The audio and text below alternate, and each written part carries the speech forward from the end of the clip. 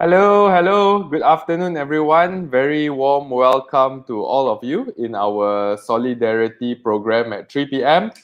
Welcome back, everyone. Hope everyone is home, doing fine, staying safe. Very good afternoon, Frank. Thanks for joining us. Hopefully, it's very clear on YouTube.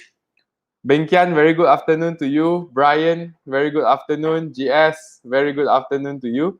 So, ladies and gentlemen, we are moving into our third month. We are moving into our third month doing this together already, and I believe a lot of you that have come participated every day, especially our regulars like Elaine, Patrick, GS, Benkian, Brian. I hope you all see added value over here, and I hope the training and the topics that we are coming out with will add more technical knowledge to your practical practice. All right. So for those of you who have just arrived, just a quick brief. That scan button over there. Sorry, not a scan button. That scan figure over there. Please do scan it because all of our training programs, the slides or the information that is put out by the speaker will be shared to you after you scan lah, okay? Because we don't want to blast tag all the agents. So please remember to scan if you want us to forward the information over to you. Okay? Moving towards our social media reminders. Okay, just a quick social media reminder for those of you who have missed out on our training and want to participate or want to share it out. Some of the team leaders want to share it out with their team members. You might find it relevant. Do go to our Solidarity Beyond 2021 YouTube page, okay? That is where we upload all of our previous trainings and you all can replay it lah. Okay? So Solidarity Beyond 2021, the YouTube page, when you are there, please do subscribe and you will be continuously updated. For those of you who have listings and you all want to network with our bigger platform now, so if you're from CBD, you want to network with the Esprit or Profil people, join the Facebook group, join the WhatsApp group, and if you want to promote your listings over there, that would be fantastic because there's a lot of active agents on the group. So please do go in there and populate it with your advertisements. All right. So this whole movement of solidarity is brought to you together by our three agencies. And the idea of us coming together is to make sure we can come out with enough content to educate the masses. And by educating the masses, we will increase the level of our professional practice. All right. So let's move towards some house rules for the day before I introduce our speaker. So simple house rules, keep the chat room clean. And when I say keep the chat room clean means try not to have any vulgar languages in the chat room. And try your best not to post up any retail-based sales product or post up anything like politics that has nothing to do with the topic of the day. So try to keep all your conversations, statements, and questions angled towards the speaker and angled towards the topic of the day. So today is Tuesday. We have a recurring topic very similar to our commercial. We got volume 1, volume 2, volume 3. We also will roll out our residential volume 1, volume 2, volume 3. Industrial, we have already done volume 1, 2, and 3. And together with our marketing partners like iProperty, so let's bring out the topic of the day.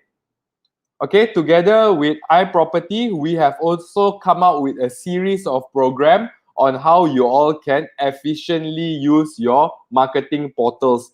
Because the marketing portals are ever evolving as well. There's always new functions. There's always new data to pick up from iProperty Pro. So we want to ensure that everyone under this Solidarity program is continuously updated on all the new functions and how to fully utilize these platforms that they are paying for. So we are very thankful to have Miss Belinda. This is the third time Miss Belinda will be sharing on our Solidarity channel. Her topic of the day will be portal demand analytics on iProperty.com. So how to search out on the demand. So when you know where is the demand, you are very sure that that place is more profitable, you can make more money there. So analyze between supply and demand is quite a key component for our professional practice. So we are very lucky to have Miss Belinda To from iProperty. She has years of experience in teaching all the agents on how to use this portal, and prior to this she have also consulted and done many sales training for different industries. So can we please have Miss Belinda To up? Thank you very much, Kai, and welcome everyone. Good afternoon to everyone here, and hopefully today you are ready for us to share with you the topic that is relevant to portal demand analytics. Okay, I need to put myself very clear here. Yeah. Okay. In regards of this portal demand analytics, a lot of information in the data format. Okay, it's numbers, it's figures. Okay, it will be a bit dry. Okay, but I will make my very best, right, to present to you. And today I'm going to present to you two portions. Okay, in my presentation here, first thing first is I'm going to share with you in regards of what I'll call that is a sub-sale portal demand analytics. And then the secondly that I'm going to share with you will be in regards of the what we call that the rental residential demand in iproperty.com.my and also the Malaysia as a whole. Okay, so these are the things I'm going to share with you for this afternoon session within this 1 hour of time. And let me very quickly to go back to you here. Okay, the portal demand analytics that you are seeing right now, right, was 2020 portal demand analytics. The good news is the 2021 H1, the first 6 months of 2021 portal demand analytics was just launched, okay, 1 hour ago. So I'm not able to share immediately for the H1, but perhaps in later on, if you are interested for the H1 2021 this year, right, then we can arrange another session for this particular topic. But the one that I'm sharing with you right here will be 2020 for sub-sale residential as well as rental residential property types. Okay, and for your information, our portal demand analytics has been having a lot of overwhelming response, not only from the agents, but also from the government institution like Bank Negara, this and that. So ever since we launched this portal demand analytics, this is the important source for the certain industry, okay, certain institution to understand about the real estate industry. Just to before we move on here, just to highlight some basis of this report, how it was built. Okay, first thing first is there must be areas meeting the minimum threshold in terms of listing, views, and transactions. Then only this thing or this area will be calculated in our report presentation. Okay, and places like Kuala, where is it? Perlis lah or Kelantan lah. Okay, due to the number of listing is not more than 300, and also the views and the numbers of transactions were not huge, right? Hence, it will not be included in this report. Okay, then eventually we use the weighted unique visits to represent the figure of a single user coming in to sort out for various places. This will give a pretty fair impression or pretty fair interpretation of the demand of the market itself. Okay, then the third thing here is all our reports, the figures that we are going to see later, right, is based on organic and based on direct traffic only. It's not like through the SEM, through the paid advertisement, we get through the numbers of people coming in to visit our website. Those numbers are being excluded in the presentation of this report. Okay, every of the visits here are based on organic and direct traffic only. Okay, now also let me share with you where are the sources of information to produce this report. First thing first is we get information pertaining to the sub-sale transacted pricing, right, from JPPH. Okay, and information that also getting from iproperty.com.my are relevant, like the unique visitors and also the listings. That is your listing, our every agent's listings. Okay, so unique visitors and listings concern the sources of information from our website. Okay, and the information relevant to the sub-sale transactions and the source of information is coming from JPPH. And we know that the sub-sale transactions here, definitely we are able to refer to the median pricing of the property. And for the unique visitors, right, you can relate it as buyers, because these are the potential buyers. The reason why they're visiting our website here is to have a potential to turn them into a buyers of your listing there. Okay. And for the listings here, okay, you can relate it as the sellers. When we are comparing or when we are dividing the number of unique visitors with the listings, right, then what we are going to get another figure, another number here is known as unique visitors per listing. Okay, and what does this unique visitor per listing can mean to you? Okay, it can present, okay, to you that the overall demand of that particular area. Okay, so these are some basis, the data sources that we would like to highlight to you before I share with you the numbers later on. Okay, talking about the consumer sentiments, right, for last year, okay, year 2020, you can see that if you look at this line itself, if we were to draw a straight line from the first point until the end point here, right, you will not difficult to identify this is on an upward trend. Okay. However, some agents will say that, hey, Belinda, this number of people coming into your website, right, not really representing the whole real estate industry per se. Okay, it's just merely talking about your website, your company website here only. Okay, but what I want to share with you on another information here, right, that you can see from this black color line. In this black color line, it does tells you about the loans application, and the source of information is definitely coming from Bank Negara Malaysia lah. So if you are comparing these two lines, right, you will not be difficult to identify these two lines. Basically, they are moving quite parallelly, meaning to say when our website's numbers of visitors were dropped. Okay, like last year, the number of visitors dropped during the period of MCO that was between March to May, right? Okay, you also realize that the loan application also dropped by as much as 67%. It moved on a parallel basis. Okay, eventually, when we are entering into the RMCO period, you can see our traffic picking up, and you also realize that the number of loans application also increased drastically. Okay, so our unique visitors has increased for 120%, but the loans application at the same time also increased by 281%.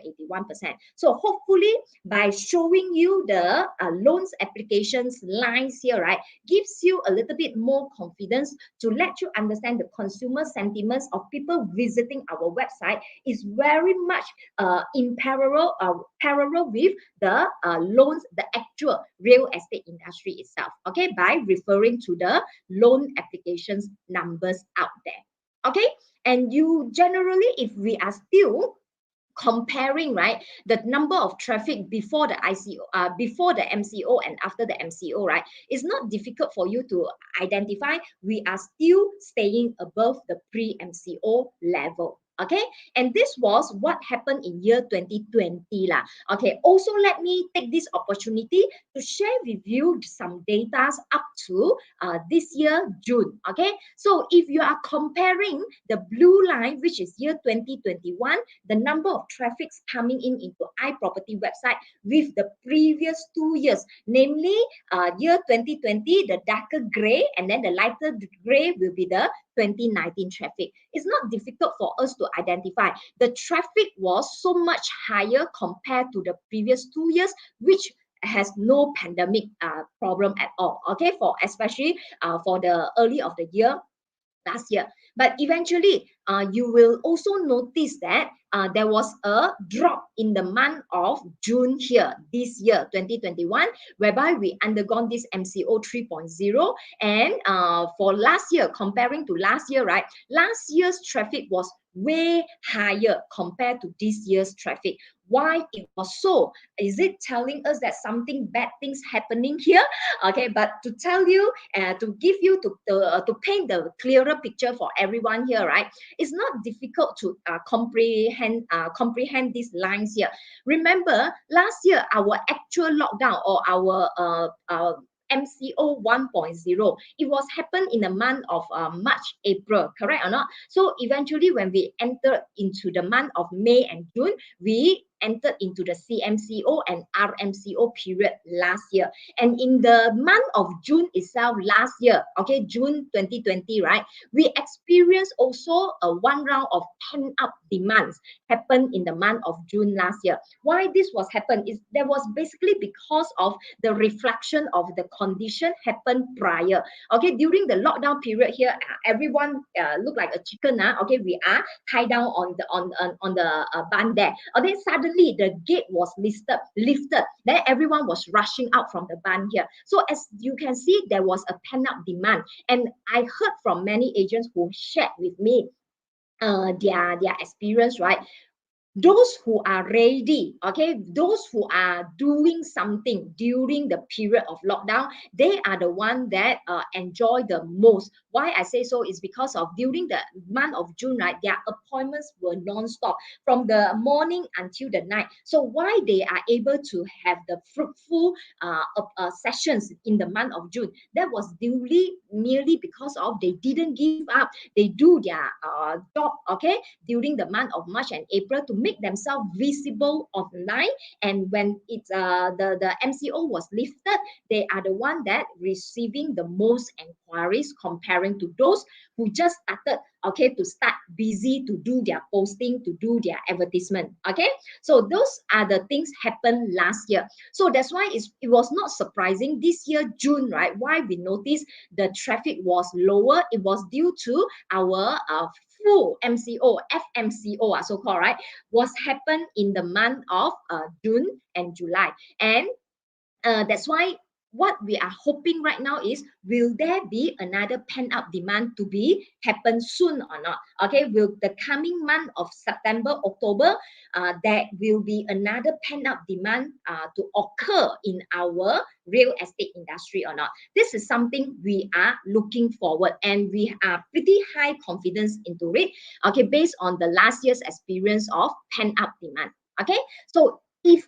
let's say you are having a strong confidence like me, looking forward for another pent-up demand to happen, it helps you get yourself ready during this period of time, but not just sit there and do nothing. Okay, and if we were to compare the second quarter numbers of people searching for sub-sale property versus the first quarter of 2021, right, you are going to see the sub-sale has increased by 40%, rental has increased by 17%, and the new launch property has increased by 8%. So this was the situation for our year 2021 traffics in iproperty.com.my. Okay. Now, let me also share with you here overall Malaysia last year, the national demand for all kind of property, okay, talking about whole Malaysia here, the demand has dropped by 1.3%. But luckily last year, we do have a lot of government stimulus packages and policy, right? Like HOC 2020, those kind of policies has cushioned a bit on the decline of the demand in the housing industry here. If we were to look into more detail on 4 categories for terrace house, condominium, apartment, and service residence, right, you are going to notice very clearly terrace house is still experiencing, last year was still experiencing a growth of 0.4% versus other categories of property which they experienced the drop in demand. Okay, if you were to compare their pricing, right, okay, the pricing for terrace house also experienced a growth of 2.6%, and whereas the other categories were experiencing the drop respectively. Okay, the terrace house hold steady with a bigger size unit like condominium and service resident experience decline in the demands there. Okay, and hopefully the lower interest rate also encourage people to own a bigger size property, which they know their interest is going to lower right now compared to the previous time. Okay, besides that, if we were to look into Kuala Lumpur, just now we talked about the overall Malaysia. Right now, we will zoom into Kuala Lumpur and take a look on how's the Kuala Lumpur demand for the residential property, sub-sale residential property. Yeah. So for the sub-sale residential property here, Kuala Lumpur experienced a drop of 1.3%. This drop of 1.3%, right, basically is due to the work from home, due to the pandemic that encouraged the work from home and causing some migration to happen.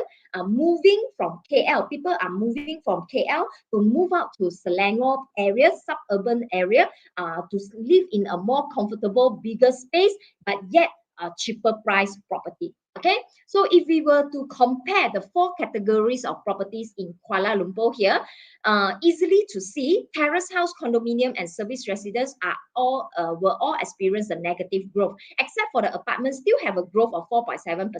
But in terms of terrace house pricing, it is having a 0.2% capital growth lah. So it's a very, very marginal growth only. Okay, and this is a whole situation for Kuala Lumpur. If we were to break down to the areas in Kuala Lumpur, right, here we go. Okay, you can see that these are the top 10 demand areas for Kuala Lumpur. Okay, based on the numbers of unique views coming into our website, which, like I mentioned earlier on, the unique views here represent the potential buyers, right? So these are the top 10 areas you can see is leading off by this KLCC, followed by Cheras, Mont Kiara, Setapak, Bukit Jalil, Damansara Heights, etc. Okay, if you would like to know about the top 10 supply areas in Kuala Lumpur, that we are referring to the listings there. Listings here, you can see among so many places in Kuala Lumpur, the area that having the most listing, right, was this KL city center, followed by this Cheras, Mont Kiara, Setapak, Bukit Jalil, Kepong, etc. All right. And if I were to look at this top 10 demand and top 10 supply areas in Kuala Lumpur, we can relate it as per like hot markets. Okay. The demand is high, but the supply is equivalently high in these areas. Okay. And should you have a listing in hand, right? So the chances for you to sell it faster is also equivalent higher. Okay. Because of this is a hot market. Okay, we also take into consideration of the number of views here, okay, unique views, when we divide into the number of listings, okay. For example, KL City Center, we have 1 million or 10 million number of unique visitors here, okay. When we compare with the listings, assuming it has 1 million listings out there, then we will take 10 million divided by 1 million, right? The result that we are getting here is known as average unique view per listing. So from the average unique view per listing, again, we are sorting it out to look at what are the top 10 areas. What were the top 10 areas for this year 2020 areas in Kuala Lumpur? Okay, we will notice here the top 10 areas here are different, a little bit different from what we saw from the left-hand side here, okay? The right-hand side shows you Batu Caves is the number 1 in terms of average unique view per listing, followed by Damansara Heights, Taman Tun, Dr. Ismail, Taman Desa, etc. If we were to look into their year-on-year growth, right, you will notice that Old Klang Road was experiencing the highest growth by 82%. This was basically due to the number of listings in Old Klang Road was much lesser in the year 2020 compared to the year 2019. Hence, right, making its year-on-year growth will look like higher, okay? And if you were to see these markets here on the right-hand side, right, you can consider it as an opportunity market for today and tomorrow. Okay, why is it so? Because the supply is low at this juncture, but at the same time, right, there were demand. There were people looking for the properties, sub-sales residential properties in these areas. Hence, right, it tells you these are the opportunity areas for your sub-sale residential market in Batu Caves, Damansara Heights, etc. Okay, the Batu Caves traffic here was high, right? Was driven by the flat segment. Okay, the property for the flat segment, and the price for the flat segment in Batu Caves that having a higher searches by the consumers out there were between the price of 150,000. Okay, for Setia Wangsa here, the prices of property that people are more geared to look out for at this area was between 200 to 300,000 in year 2020. Okay, for Old Klang Road, like I mentioned just now here, the demand is still high, but the number of listings dropped so much, and hence, right, the growth rate was 82%. And another interesting place here is Banda Manjalera. Okay, we know that Banda Manjalera is just very near to the Desa Park City. You can notice Desa Park City here falls under the top 10 demand and top 10 supply areas. And Banda Manjalera is the area that have the spillover effect after this Desa Park City. Hence, the growth rate here was about 10% here in terms of year-on-year growth, and is picking up a lot of people's eyeballs to look out for the sub-sale residential property in this Banda Manjalera. Perhaps it is more affordable compared to the Desa Park City itself. Okay, so this is some information that I want to highlight to you in your Kuala Lumpur areas. Okay, for those who are focusing in Kuala Lumpur areas, perhaps this information here help you to identify some potential areas for you to expand into the market or for you to put more focus on.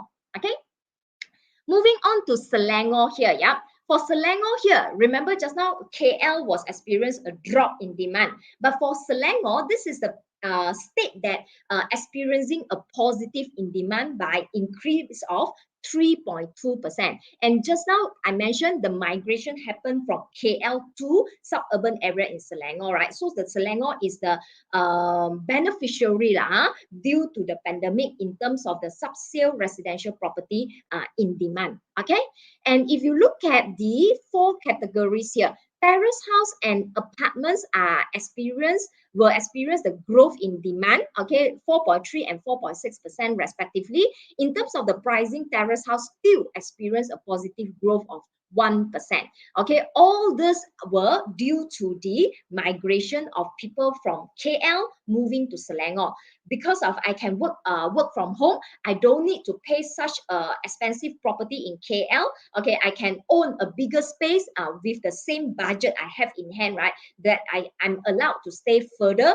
I don't need to travel to work. I can just work from home comfortably. So that's the things drive the demand of terrace house so huge. Okay, for growth of 4.3% in the Selangor state here.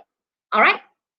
Now, how about the areas in Selangor here? What were the top 10 demand and supply areas? You will notice the top 4 areas were the same in terms of the demand and supply. They were Shah Alam, Puchong, Petaling Jaya, and Subang Jaya respectively here. Okay, and like we mentioned just now here, the left-hand areas top 10 in demand and top 10 in supply here were referred as a hot market, easy to sell market. Okay, and how about the potential market in Selangor then?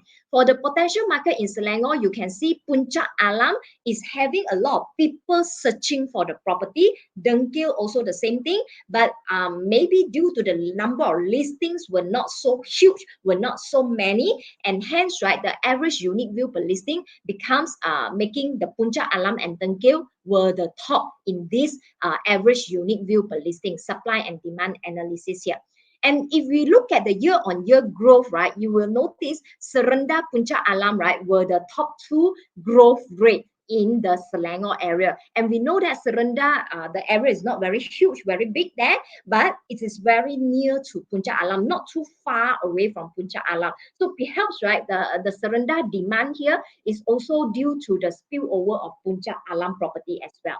Okay, if we were to look into the supply for Puncak Alam here, right, or the demand for Puncak Alam here, you will notice that majority of the people coming into the Puncak Alam is looking for 1,250 to 2,000 square feet residential or terrace house property, and the pricing was between 300 to 400,000 in the year of 2020. Okay, for Serenda wise, right, because this is a bit far away from town, right? Serenda here, the demand of the types of property are more focusing on the apartments and flats category, whereby their price were a bit lower, around 100,000 or slightly below, and the size of the property was just merely about 750 square feet. This was the situation for Serenda. Okay, more focusing on the apartment and flats for the people who look up for Serenda area here.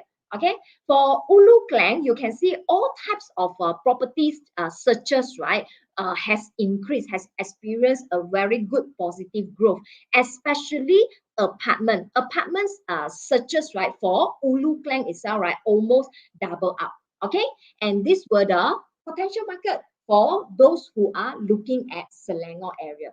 And Dengkil, we know that this is the area like a sandwich in between Cyberjaya and also Putrajaya and also Sepang. So besides that, it also has a university there, right? So causing some higher demand in that particular area. And at the same time, there were also a few new projects carried on in the Dengkil area there. All right. So these are the reasons or the factors that driven to the higher demand in that what we call that is a potential market for today and also tomorrow. Got me, everyone? Let's move on to Penang for the sub-sale residential property in year 2020. How's the portal demand analytics look like? Okay, the demand was experienced negative growth at 9.5%. Okay, then the demand dropped across all types as we know that PTMP is the Penang Transport Master Plan. Okay, hits a roadblock last year, right? Due to they were not able to get the support from the federal government and causing this project need to be on hold. And hopefully in future when this project can be kickstarted, and it will also encourage for the growth of property in Penang area itself. Okay, and another thing is that the border closure seriously affect the tourism industry. This was everybody aware about it. So across all four types of property type here, right, they were experiencing a negative growth, especially for the service residence category. For service residence category, it's experienced the most at 20.4%. And we know that this is not difficult to understand because service residents were the type of property those days, right, were regularly invested by the investor to convert it into the Airbnb kind of the services. When the tourism industry being impacted, right, then definitely the demand for service residents also drop quite drastically. Okay. And prices for terrace house in mainland Penang, right, has still affordable and still ensuring that the demand for these terrace houses in Penang as a whole, okay, are still driving a good demand there, okay. But good demand in the sense of it still contribute to the capital growth of 3.7% for your terrace house, even though the demand shown the drop of 8%. But the pricing is strong and steady there, okay. Now, how about the areas itself for Penang here? These were the top 10 demand and supply hot market in Penang. Okay, we know that Bukit Mertajam is the highest number of people searching for right now. Not right now, year 2020 lah. So followed by Gelugo, Tanjung Tokong. And then in terms of the numbers of competition, the numbers of listings, supply there, Tanjung Tokong is the number one, followed by Bukit Mertajam, Gelugo, Jelutong, etc. So these are the top 10 areas for demand and supply. Whereas if we were to compare the average unique view per listing, right, we can notice Kepala Batas was on the top rank here. Why Kepala Batas is have a top rank here? Basically, it was due to the mixed development project happening in Kepala Batas. And for Balik Pulau here, the apartment and flat segments has drawn a lot of traffic to these Balik Pulau areas. Okay. So if we were to compare the year-on-year growth, right, I don't know whether you see the pink color here or not. So this was the state, Penang was the state experienced the negative growth. If we were to compare KL just now and also the Selangor just now, didn't see any areas that were experiencing the negative growth. But for Penang here, certain areas has experienced the negative growth. All right. And Kepala Batas is having a year-on-year strong growth of 19%. Like just now being mentioned, it was due to the mixed development project. Okay. And Simpang Ampat, right? Simpang Ampat is also a very interesting place. Simpang Ampat, Teluk Kumba, and also Batu Mau. Okay, these areas are in between two bridges. Okay, two Penang bridges there. So, and it's also near to the industry area and has a good potential in terms of demand for the residential property in this Simpang Ampat, Teluk Kumba, and also Batu Mau. Okay. For Bukit Jumbo wise, right, condominium segment have drawn the highest attention from the potential buyers out there, and their interest is slightly below 300,000, around 1,000 square feet for Bukit Jumbo condominium category.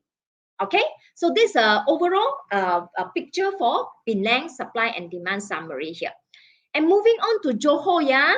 For Johor here, Johor is the state, was the state experienced the most drop in demand, okay, as much as 12.7% drop in demand. And however, the medium pricing, the good news here is still sustainable, is still experienced a growth of 1.7% last year, okay.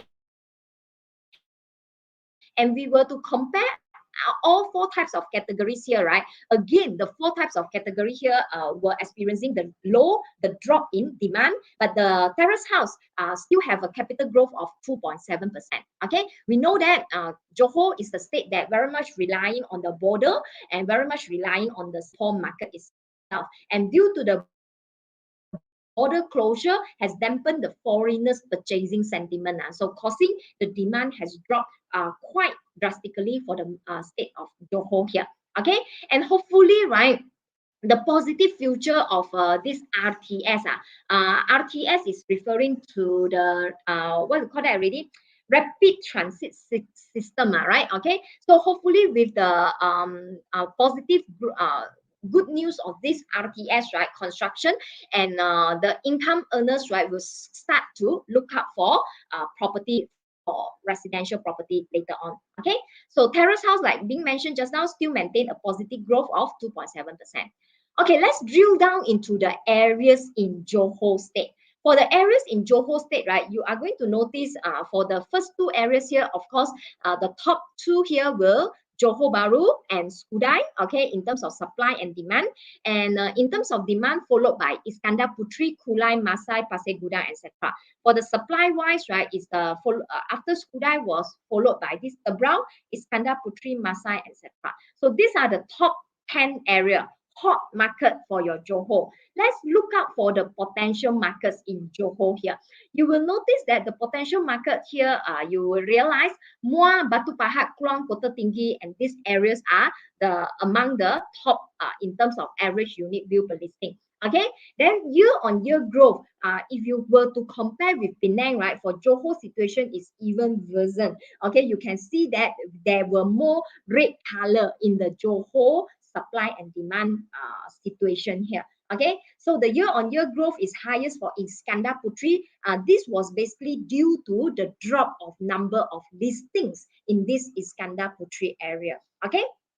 So for Muar and Batu Pahat, right, there were a lot of residential projects going on at this moment, right? And hopefully there are some perspective forecasting that the price can be on par for this Muar and Batu Pahat residential property will be on par in future with the Iskandar region. So we just put our finger crossed to see how was the price movement for this Muar and Batu Pahat residential property later on. Okay, then for Kluang, right, the Kluang area here, price between 100 to 150,000 and 300 to 400,000. These two categories of sub-sale residential property were having the highest in demand for your Kluang area here.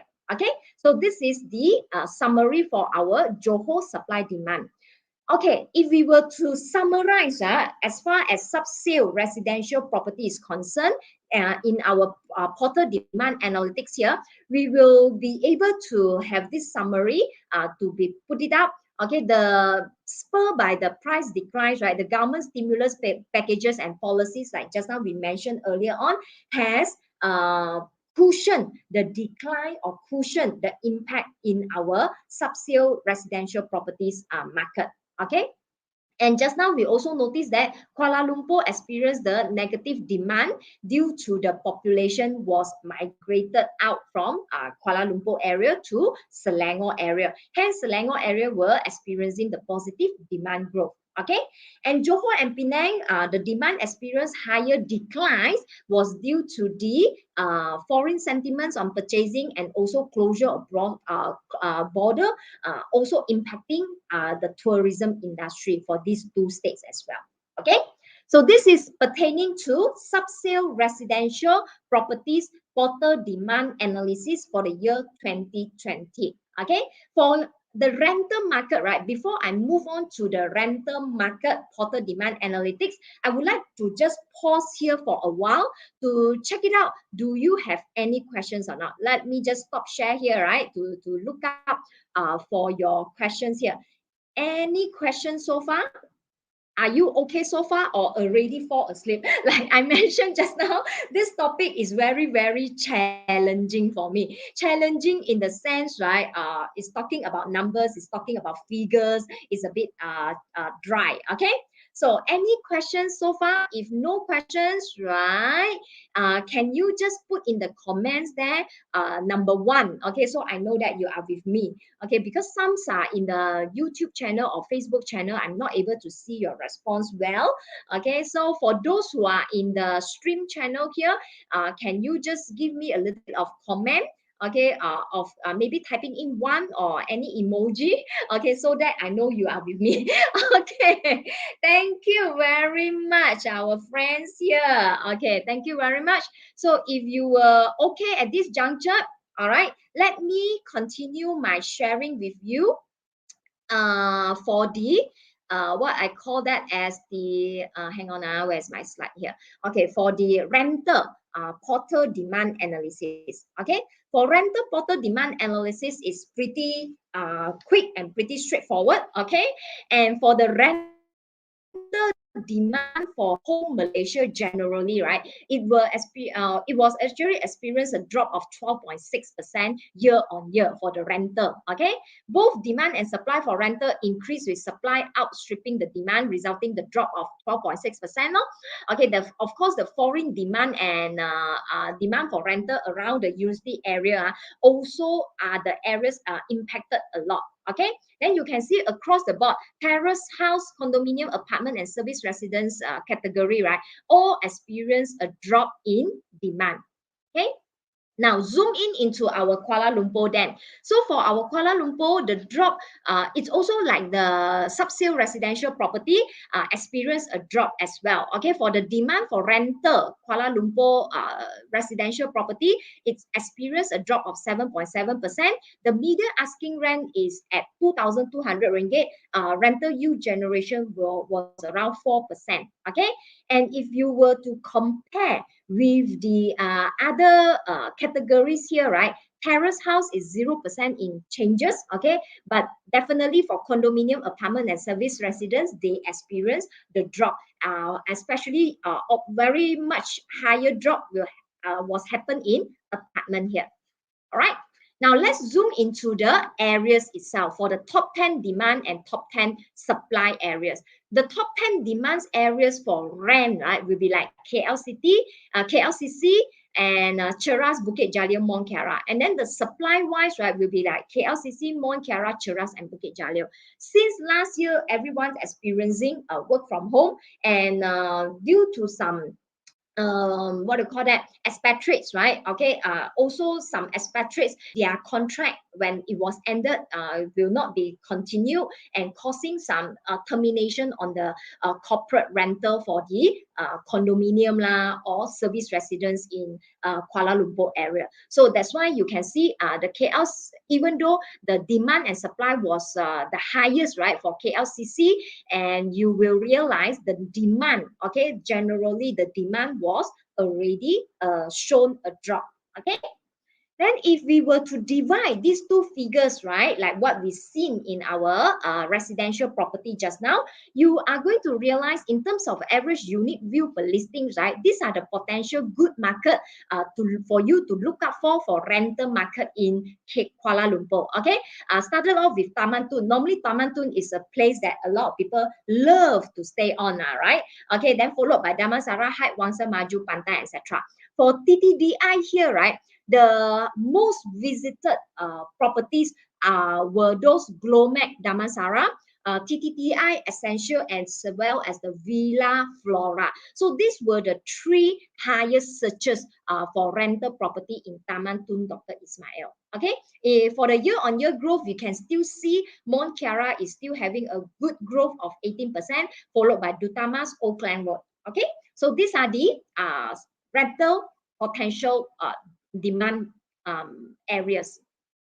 Just take a look on Selangor then. Selangor overall demand, right, for the rental market also experienced a drop of 10.3%, slightly different from what we've seen for the sub-sale residential property, right? Sub-sale residential property, it's experienced a growth, but for the rental, it's experienced a decline of 10.3%. However, among the four categories of properties here, right, terrace house was still the one that having a good in demand, which experienced a growth of 2.8%.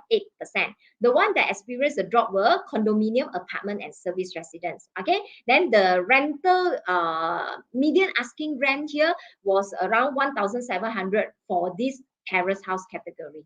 Okay, and let's look at the areas here. These are the top 10 areas for demand and supply, always headed by this Petaling Jaya, Subang Jaya, and Shah Alam for the demand. And Puchong was the third in ranking if we were to compare the supply there. Okay, then the potential markets for your rental market in Selangor, what are those areas then? So it was headed top by this Bangi, followed by the Rawang and Setia Alam. Okay, Klang, Shah Alam, Semenyih, Sunway, Damansara Petana, Petaling Jaya, Damansara Damai. These are the areas for the highest searches. Okay, in terms of year-on-year growth, except for Sungai Long, right, these other top 9 areas here were still experiencing the positive growth lah. Okay, if we were to look into Bangi here, the most visited type of property, right, will be this Savina Executive, Uni Park Condo, and Evo Soho Suites for your Bangi area here. And then for the Sunway, due to the remote study, online study, right, it's experienced a drop in terms of the ranking compared to the previous year, 2019. Okay, Sunway has dropped by 4 places, right? It was due to the student rental demand was not as high. Online study, everyone went back to their hometown, okay, to continue on their online studies there. So causing the student rental demand has dropped so drastically. Okay, and this is something during this pandemic is also some change the new norm. Okay, those days, right, we can be pretty sure properties that surrounding the university will surely catch a good rental demand market one. Okay, but due to the pandemic, we are not able to return to school, we are not able to go to the university to study, and causing there were some changes, okay, happening in those areas surrounding the university there. So the demand trend might be different ever since the pandemic happened. So this is something is worthwhile for us to think about it as an agent, okay, to strategize how we want to rent our property out if, let's say, my property is surrounding these universities. Okay. And for the Penang also experienced a drop of 18.3% in demand all across the board, right? All 4 categories also experienced a drop. And the factory are the one industry that remained open during the lockdown, even though last year and this year, right? Okay. And areas that is surrounding the industry area there in the Penang, they are still sustaining their rental market there. Okay, the places that are far away from this industry area, of course, altogether will experience the drop in demand.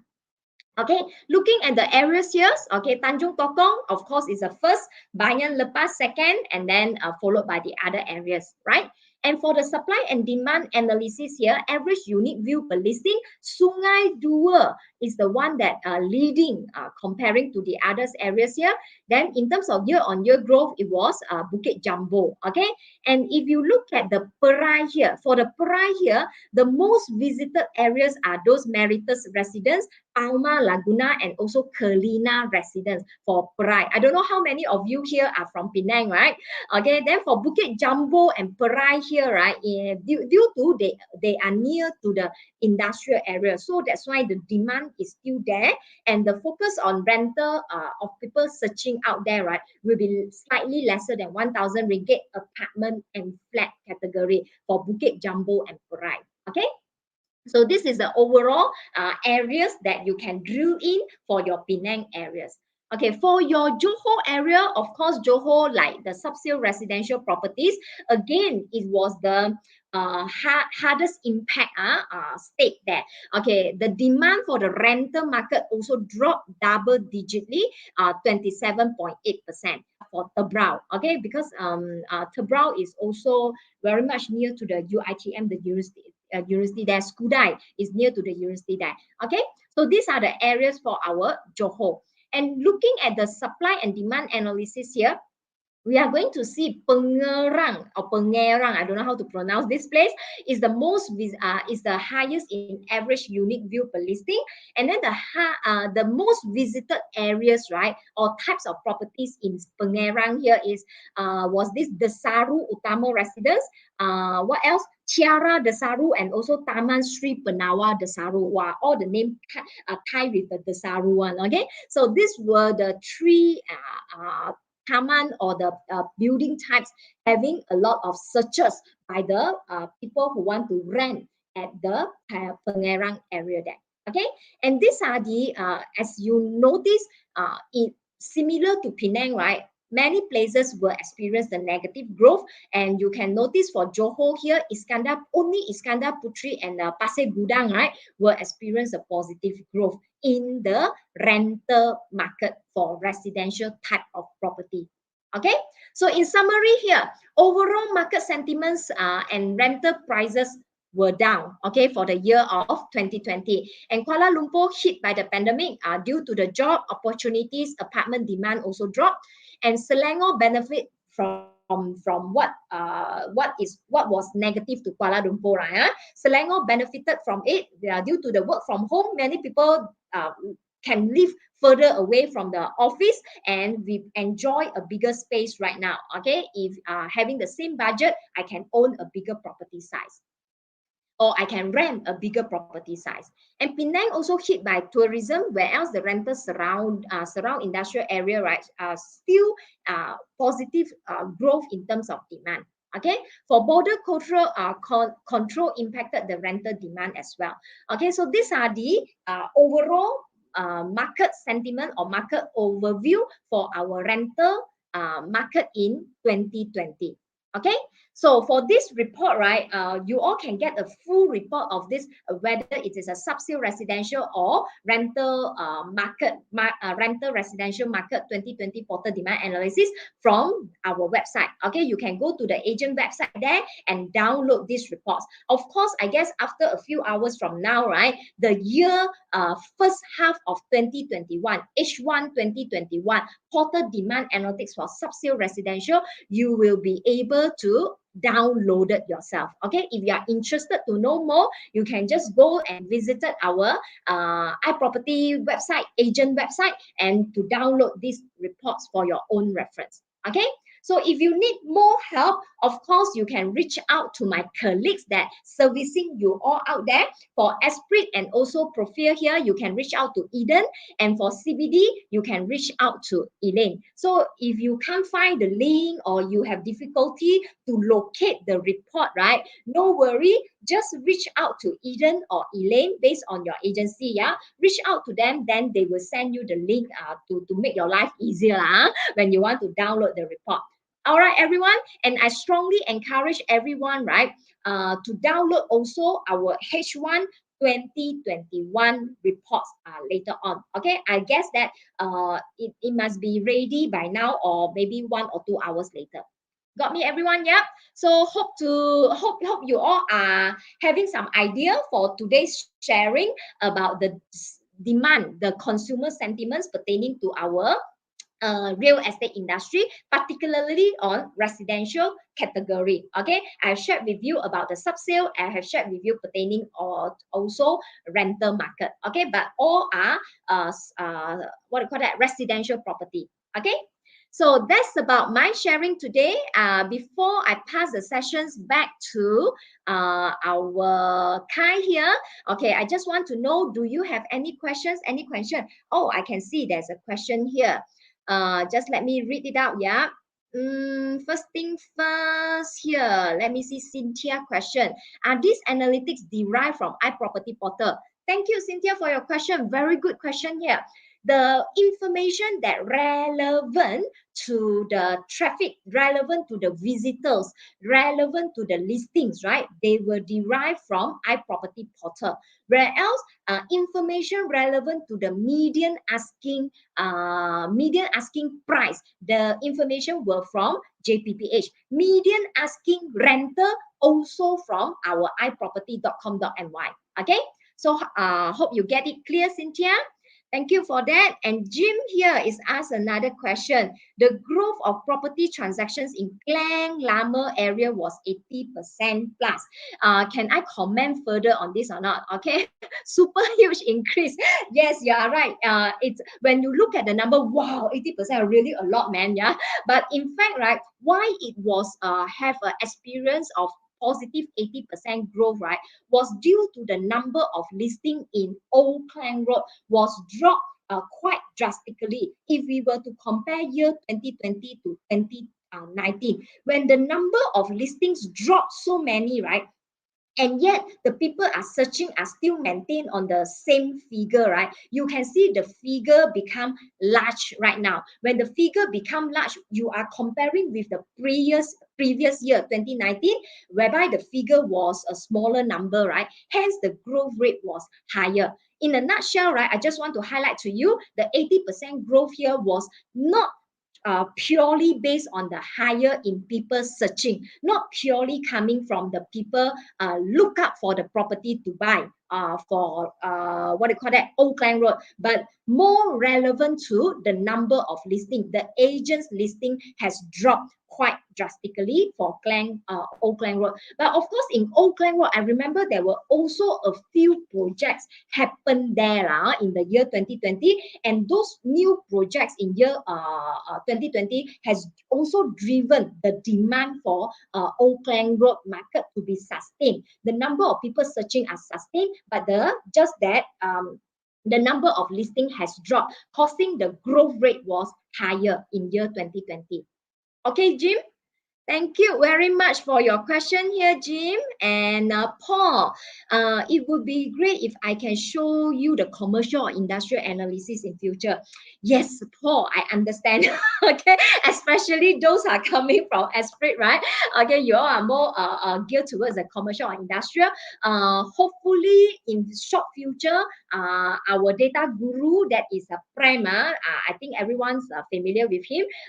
They will be able to produce the portal demand analysis from for our commercial or industrial analysis. But don't worry. What I want to say here is, Paul, you still can go to our market analytics report. If you do have iProperty Pro account, in the market analytics report, you are able to get from time to time what was the progression, the demand and supply condition for your commercial and industrial analysis for your areas that you are doing. Okay, be it Puncak Alam, be it Serenda, be it Semenyih or whatnot, right? You still can get this information from our market analytics report if you do have iProperty Pro account. If you don't have, of course, please reach out to my colleagues out there. Yeah. Okay, thank you, Adrian, Dato. Okay, thank you very much. Okay, thanks, Jim. Okay, glad that answered your question because all these questions, right, is a bit challenging. Okay, and it's all very much relevant to the mathematics, statistics, kind of the things. Thank you very much. If you don't have further questions, I would like to pass the sessions back to Kai. Okay, thanks everyone for your precious time and stay safe. Yeah, bye. Kai, or anyone Hi, hi, the hi, MC hi. here. So I really hope everyone's awake, okay, not falling asleep and looking at their questions. Kai, I say that quite blessed lah. At least I know at least a few of them are awake during my presentation. Yep. Back to you, Kai. Yeah. Yep. Thank you so much, Belinda. Actually, you're right. Our participants sometimes are very engaging. A lot of questions to ask as well, because a lot of people, of course, from these three agency, all very experienced already lah. So, ladies and gentlemen, on behalf of everyone, would like to thank all of you for making your time, and for those of you who are still online, one quick humble request from myself. I hope you all can scan your feedback and do give us some comments on what sort of trainings do you all like, what do you all see outside that you believe can add good value to Solidarity. Please do scan, leave your feedback for us. And lastly, on behalf of all the agencies and representing everyone on Solidarity, we would like to thank Belinda To for making her 1 hour with us. Her session has been very informative for us. Understanding the balance between supply and demand is very important for us to select our market. So I hope you all enjoy your time.